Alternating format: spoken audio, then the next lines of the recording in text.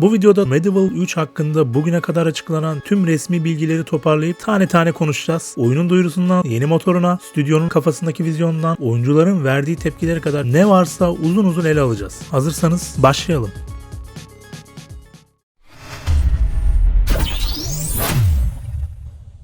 Vay be! Tam 19 yıl bekledik. 19 yıl. Medieval serisinin özellikle benim için yeri çok ayrı. Medieval 2 çocukluğumda oynayıp en etkilendiğim yapımlardan biri oldu. Düşünün, 10 yaşında bir çocuksunuz. Evinizde demir kasalı, içerisinde ekran kartı bile doğru düzgün yok. 500 MB RAM falan var. Monitörler tüplü. Hatırladınız mı o yılları? O yıllarda yine bir gün oyun CD'leri satan DVD'cilerde buluyorum kendimi. Ve ellerimi görselliğiyle beni messeden bir oyuna atıyorum. Evet, doğru tahmin ettiniz. Bu oyun Medieval Total War 2 idi. Şu anda elimde tuttuğum oyun hala o yıllardan kalma. Merak etmeyin, bu oyuna o yıllarda ülkemizde sadece DVD'lerde sahip olabiliyordunuz ve korsan oynamaktan başka bir şansınız yoktu. Ülkede her şeyin korsan döndüğü yıllardı. Yani internet kafelere doluştuğumuz, kafe sahibinden gizlice flash diski takıp tüm kısa yolları kopyalayıp eve geldiğimizde şöyle bir hayda çekip kafede çalışan oyunun neden şimdi kendi bilgisayarımda çalışmadı diyerek anlamaya çalıştığımız, son derece masum ama kendimizi uyanık hissettiğimiz zamanlardır. Sizi çok fazla nostaljiye boğmadan asıl konumuza gelelim. İlk oyun 2002'de çıktı. Medieval 2 ise 2006'da ve sonra 19 yıl sessizlik derken nihayet Medieval 3 duyuruldu. Hem de Total War serisinin 25. yıl dönümü etkinliğinde. Yani zamanlama açısından bayağı anlamlı bir duyuru oldu. Bu kadar uzun bekleyiş beni ve birçok oyuncuyu çıldırtsa da kimi oyuncular da yani yok artık bu oyun gelmez artık diye hayıflanıyordu. Peki resmi duyuru ne zaman geldi? Oyun 4 Aralık 2025'te Creative Assembly'nin yıl dönümü şovunda resmen duyuruldu. O gün sadece Medieval 3 değil, aynı zamanda yeni oyun motoru ve başka Total War projeleri hakkında da konuşuldu. Ama önemli bir detay var. Henüz bir çıkış tarihi yok. Yani stüdyo oyunun hala çok erken aşamada olduğunu söylüyor. Yani pre-production sürecinde olduklarını, yani henüz yeni başladıklarını, ilk aşamalarda olduklarını duyurdular. Bu da şu anlama geliyor. Bu oyunu elimize almamız en az birkaç yıl sürecek. O yüzden beklentiyi biraz kontrollü tutmakta fayda var. Peki stüdyo ne yapmaya çalışıyor? Yani bu stüdyo bu oyunu klasik bir devam oyunu olarak görmüyor. Onlara göre Medieval 3 tarihi Total War'ın yeniden doğuşu olacak. Yani birkaç tane duyuru ve hissettirdikleri var. Yani birazdan vereceğim açıklamalarından anlaşılacağı üzere amaçları biraz oyuncuya bir yandan tarihi olabildiğince gerçekçi yaşatmak, bir yandan da alternatif senaryolar üretmek gibi bir his verdi bana. Yani bu yüzden daha derin taktik sistemler, gelişmiş diplomasi, devasa savaşlar, olaylara bağlı değişen eventlar yani ve alternatif tarih seçenekleri serinin en kapsamlı tarihi sandbox olmasını hedefliyorlar. Yani bu konuda paradoks oyunlarına taş çıkarabilirler mi bilmiyorum ama Total War serilerinin genelde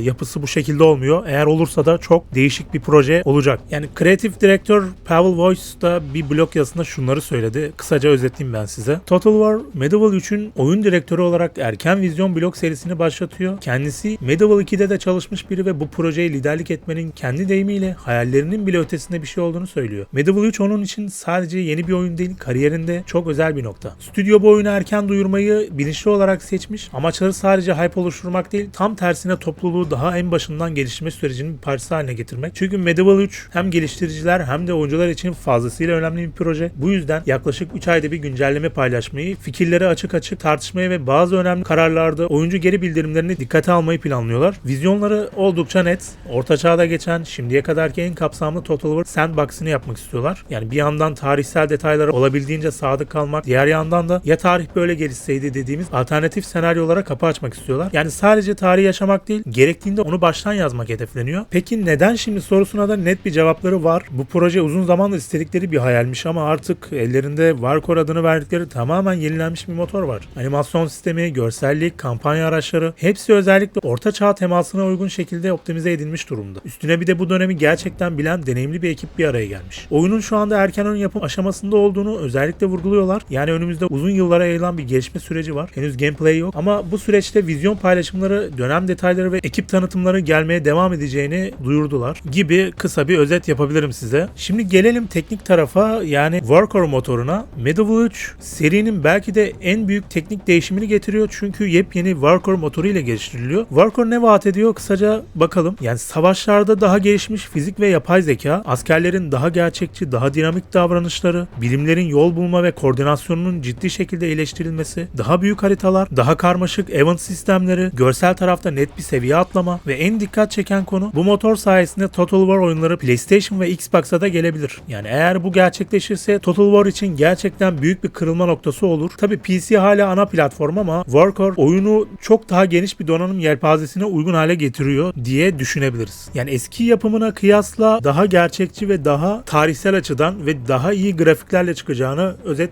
olarak geçebiliriz. Eski oyununu ezberlemiş biri olarak bunu gerçekten merak ediyorum. Peki oynanış nasıl olacak? Yani henüz ortada detaylı bir gameplay yok ama stüdyonun hedefleri net. Devasa savaşlar olacak. Yani ordular daha akıllı olacak. Özellikle kuşatmalarda ve açık alan savaşlarında sürpriz manevralar görmemiz bekleniyor. Event derinliği olacak. Diplomasi, ittifaklar, ticaret, casusluk, hanedan ilişkileri. Bunların hepsi önceki oyunlara göre daha derin ve daha anlamlı hale getirilecek. What if sistemi gelecek. Tarihi sadece takip etmeyeceğiz. İstediğimiz gibi değiştirebileceğiz. Biliyorsunuz bu Paradox oyunlarında sıkça karşılaştığımız bir mekanik. Yani oyunun bir tarihi zaman çizgisi var ama bir yerden sonra oyuncular kendi kafalarına göre de değiştirebiliyorlar. Tabi roleplay olarak da ilerleyebilirler, yani buna bir kısıtlama getirmiyor oyun ama kendi alternatif senaryolarımızı oluşturabileceğimizden bahsediyorlar ki bu Total War oyunlarına hiç alışık olmadığımız bir mekaniğin geleceğini gösteriyor. Birçok oyuncudan belirli başlı çıkış tarihi tahminleri var ama yani 2027-2028'den önce gelmez diyenler epey bir fazla ama tabi yine de hiçbir şey net değil şu anda. Ayrıca bir de şöyle bir şey denk geldim ben. Niye Medieval Empire ya da Roma değil, herkesin favori dönemi değil diye çokça eleştiri gelmiş ama tabii herkesin favori dönemi farklı. Yani bu konuda herhangi bir şüphemiz yok. Ama Medieval 2 bence birçok oyuncuya daha çok etkisini göstermiştir diye tahmin ediyorum yani. Total War, Shogun'la başlayan,